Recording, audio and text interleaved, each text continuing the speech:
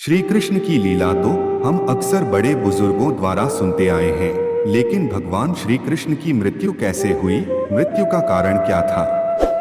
क्या श्री कृष्ण ने मृत्यु के बाद अपना शरीर त्याग दिया और उनकी मृत्यु के बाद क्या हुआ? इन सब सवालों के जवाब जानने की जिज्ञासा हर किसी के मन में जरूर होती है कि आखिर भगवान श्री कृष्ण की मृत्यु कैसे हुई।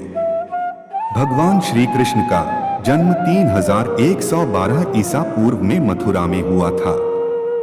हालांकि उनका बचपन वृंदावन, बरसाना, नंदगाम, गोकुल और द्वारका आदि जगहों पर बीता। बताया जाता है कि महाभारत के युद्ध के बाद श्री कृष्ण ने द्वारका पर 36 वर्षों तक राज किया, जिसके बाद उन्होंने अपना देह त्याग दिया था। उस समय उनकी आयु 125 वर्ष थी। दरअसल उनकी मृत्यु के पीछे की वजह 2 श्राप हैं। आइए इनके बारे में जानते हैं।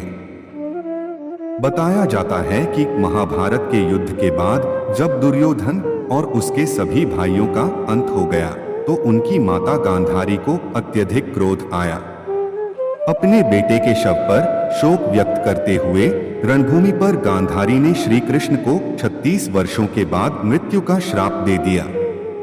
ये सुनकर पांडव चकित रह गए, लेकिन श्री कृष्ण ने मुस्कुराते हुए इस अभिशाप को स्वीकार कर लिया। इसके बाद ठीक 36 वर्षों के बाद उनकी मृत्यु हो गई। उनकी मृत्यु एक शिकारी के हाथों हुई। भागवत पुराण में बताया गया है कि एक बार श्री कृष्ण के पुत्र सांब ने शरारत करने की सोची। सांब अपने मित्रों के साथ एक स्त्री का वेश धारण कर ऋषि मुनियों से मिलने गए। स्त्री के वेश में सांब ने ऋषियों से कहा कि वह गर्भवती है।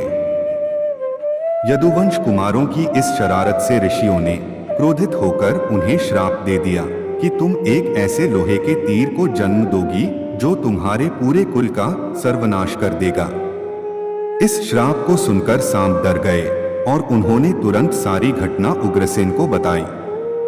श्राप से छुटकारा पाने के लिए उग्रसेन ने सांब से कहा कि तीर का चूर्ण बनाकर प्रभास नदी में प्रवाहित कर दो, जिसके बाद सांबा ने वही किया। इसके बाद उग्रसेन ने राज्य में ये आदेश पारित कर दिया कि यादव राज्य में कोई भी किसी प्रकार की नशीली सामग्री का इस्तेमाल, उत्पादन या वितरण नहीं करेगा। इस घटना के बाद द्वारका में कई अशुभ संकेत देखने को मिले, जिसमें सुदर्शन चक्र, बलराम के हल और श्री कृष्ण के शंख, रथ का अदृश्य हो जाना शामिल था। धीरे धीरे यहाँ अपराधों और पापों में भी बढ़ोतरी होने लगी और एक दिन सभी नगरवासी मदिरा के नशे में चूर हो गए और आपस में ही लड़ने मरने लगे। इस तरह सभी आपस में लड़कर मार गए। भागवत पुराण में बताया गया है कि एक दिन श्री कृष्ण पीपल के पेड़ के नीचे विश्राम कर रहे थे। तब जरा नाम के एक बहेलिये ने भगवान कृष्ण को हिरण समझकर उन पर तीर से प्रहार कर दिया, जिसके बाद श्री कृष्ण ने अपने देह त्याग दिया और उनकी मृत्यु हो गई।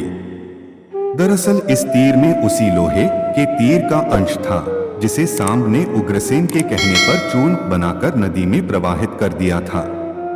इस प्रकार ऋषि के श्राप के अनुसार ही समस्त यदुवंशियों का नाश हो गया। गांधारी के श्राप के अनुसार श्री कृष्ण की मृत्यु हो गई।